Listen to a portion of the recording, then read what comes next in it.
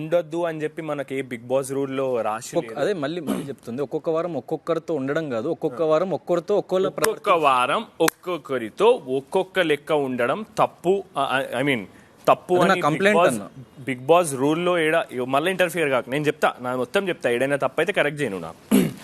So ఒక్కొక్క వారం ఒక్కొక్కరితో ఒక్కొక్కలాగా ఉండడం అని చెప్పి నువ్వు ఏదైతే రాసినావు, నా ప్రకారంగా నాకు ఎవరితో ఉండబుద్ధి అయితే వాళ్ళతోనుంటా, ఎవరితో కంఫర్ట్ ఫీల్ అయితే వాళ్ళతోనుంటా, ఎవరైనా నాకు ఎక్కువ అర్థం చేసుకుంటుండ్రు, ఎవరు నన్ను ఎక్కువగా వింటుండ్రు, if anyone is listening to me nicely, నేను మాట్లాడేది వాళ్ళతో మాట్లాడతా, వాళ్ళతోనే ఉంటా. ఒక్కొక్క వారం ఒక్కొక్కరితోనే కాదు, ఒక్కొక్క రోజు ఒక్కొక్కరితోనే ఉంటా. That's my point. Okay, and నువ్వేదైతే రాసినావు దాంట్లో ఒక్కొక్క వారం ఒక్కొక్కరితో ఒక్కొక్కలాగా ఉంటాడు అని చెప్పి, నాకు నువ్వు కూడా ఒక్కొక్క వారం ఒక్కొక్కరితో కనిపించినావు. స్టార్టింగ్లో యష్మితో కనిపించినావు, దాని తర్వాత హరితేజతో కనిపించినావు, దాని తర్వాత నాతో కనిపించినావు. ఇది నా పాయింట్ ఆఫ్ వ్యూ. సో నా పరంగా నేను ఒక్కొక్క వారం ఒక్కొక్కరితో ఒక్కొక్కలాగా ఉండడం అనేది అయితే ఫర్ షూర్, నేను ఎక్కడా ఒకరికి తప్పు చేయడమో, నా పరంగా నాకు ఏదైనా తప్పు కనిపిస్తే if this is not right I will speak about it.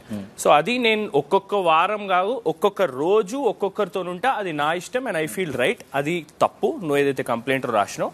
దాని తర్వాత హౌస్లో జరిగే పెద్ద పెద్ద విషయాలని పక్కన పెట్టి నువ్వు నీ అపోజిట్ ఎవరైతే గేమ్ ఆడతారో వాళ్ళపైన ప్రతీకారం తీర్చుకుంటావు అనేది అన్నావు. ప్రతీకారం అంటే ఏంది? రివెంజ్ అన్నట్ట. ఓకే, సో ఈ పెద్ద పెద్ద విషయాలంటే ఏంది నాకు చెప్పు ఒకసారి. పెద్ద పెద్ద విషయాలు హౌస్ లో ఏవేవి జరుగుతున్నాయి, దేంట్లో నేను పక్కన అంటే నీ నామినేషన్ పాయింట్ ఏంటంటే, నువ్వు కంప్లైంట్ బాక్స్ లో రాసింది నేను నిన్ను నామినేట్ చేసి చెప్పలే. ఈ రోజు నువ్వు నా నామినేషన్ కూడా కాదు, నేను నిన్ను నామినేట్ చేసి చెప్తే ఒక్కటే నామినేషన్ పాయింట్ కాదు, నేను నీకు అడిగింది నాకు మొత్తం చెప్తే నేను దానికి ఆన్సర్ ఇస్తాను. అదే నేను చాలా నామినేషన్ పాయింట్ కాదు, అది నా కంప్లైంట్. ఇప్పుడు ఫర్ ఎగ్జాంపుల్ ఒక సెకండ్, నీ కంప్లైంట్ చెప్పనా, దాంట్లో పెద్ద పెద్ద విషయాలు ఏంది అనేది నేను అడుగుతున్నా. జస్ట్ నేను ఒక క్లారిటీ ఇచ్చినాక నామినేషన్ పాయింట్ లో కంప్లీట్ నామినేషన్ పాయింట్ చెప్పిన క్లారిటీ కావాలంటే